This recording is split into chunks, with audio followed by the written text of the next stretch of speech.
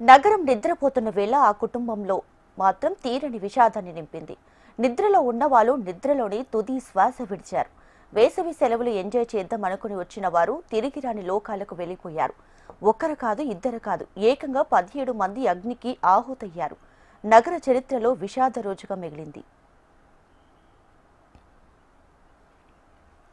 నగరంలో విషాదం చోటు చేసుకుంది. తెల్లవారుజాము సమయంలో చిన్నగా ప్రారంభమైన మంట 17 నిండు జీవితాలను బలి తీసుకుంది. గుల్జార్ హౌస్ చౌరస్తా వద్ద G+2 బిల్డింగ్లో మంటలు ఎగిసిపడ్డాయి.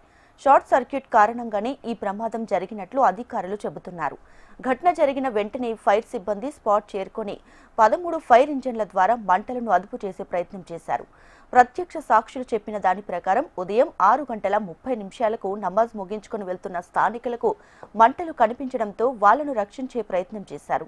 మరోవైపు ఘటన పెద్దది కావడంతో కేంద్ర మంత్రి కిషన్ రెడ్డి, పొన్నం ప్రభాకర్, ఎంపీ అసాదుద్దీన్ ఓవైసీ తదితరులు ఘటనా స్థలానికి చేరుకుని ప్రమాద వివరాలను అడిగి తెలుసుకున్నారు. ప్రధాని మోడీ చనిపోయిన వ్యక్తులకు 2 లక్షలు, గాయపడిన వారికి 50,000 రూపాయల ఎక్స్గ్రేషియా ప్రకటించారు. ఫైర్ ఇంజన్లు రాక ఆలస్యం కావడంతో ఎక్కువ మంది చనిపోయారని విమర్శలు చేశారు కేంద్ర మంత్రి కిషన్ రెడ్డి.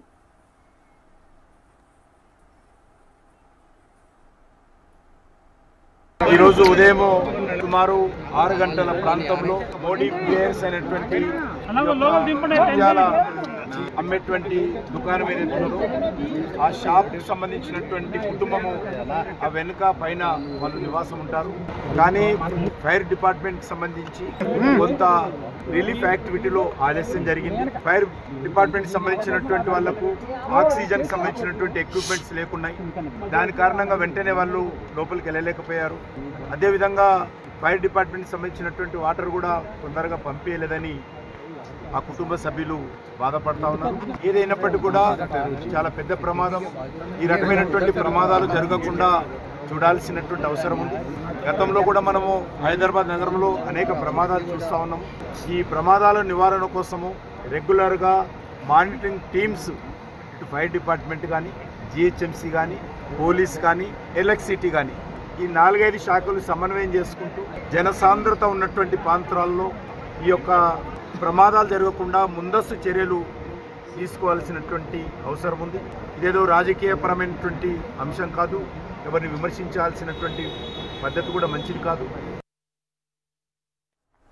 అయితే కిషన్ రెడ్డి వ్యాఖ్యలను కొట్టిపారేశారు మంత్రి పొన్నం ప్రభాకర్. సమయానికే ఫైర్ ఇంజన్ వచ్చాయని క్లారిటీ ఇచ్చారు.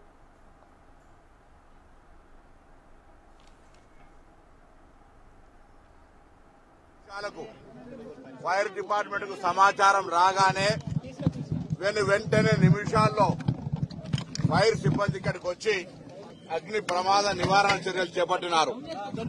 ఈ సందర్భంలో ఫైర్ యాక్సిడెంట్ మీద కూడా విచారణ చేస్తాం. అది అన్ఎక్స్పెక్టెడ్ జరిగినటువంటి ఏం కుట్రకోణంతో దాగినటువంటిది కాదు. ఇందులో ఎవరు కూడా ఏ అధికారి కూడా నిర్లక్ష్యం చేయకుండా వెంటనే వాళ్ళ విధుల యొక్క అటెండ్ కావడం జరిగింది. జరిగిన సంఘటన ప్రభుత్వం తరఫున ముఖ్యమంత్రి గారు దురదృష్టకర సంఘటన చెప్పినారు.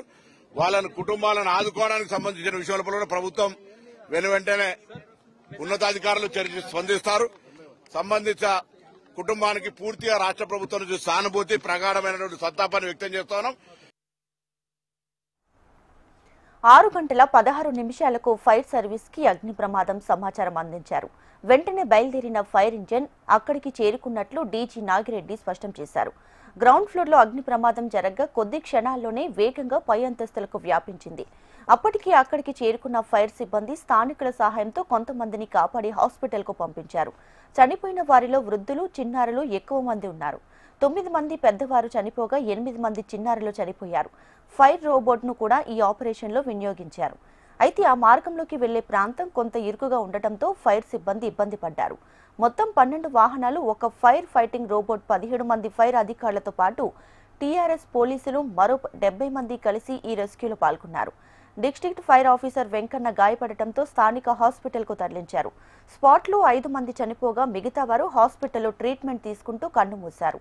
చనిపోయిన వారందరినీ ఉస్మానియా హాస్పిటల్లో పోస్టుమార్టం చేసి రాజేంద్ర నగర్ కి తరలించారు. ఆ విధంగా ఆయన స్టేట్మెంట్ ఇవ్వడాన్ని మేము వాళ్ళ విఘ్నతకి వదిలేస్తాము. మేము మా ఫైర్ స్టేషన్ నుంచి ఏ విధంగా ఫైర్ ఇంజన్లు వెళ్ళింది అనేది ఆల్రెడీ మేము సర్కులర్ మీకు పంపించినాము. 6:16కి కాల్ వచ్చింది. 6:17కి మొగల్పూర ఫైర్ స్టేషన్ నుంచి ఫైర్ ఇంజన్ బయలుదేరింది. గత సంవత్సరం దాదాపు 8,000 పైగా మనం అవగాహన కార్యక్రమాలు నిర్వహించినాము.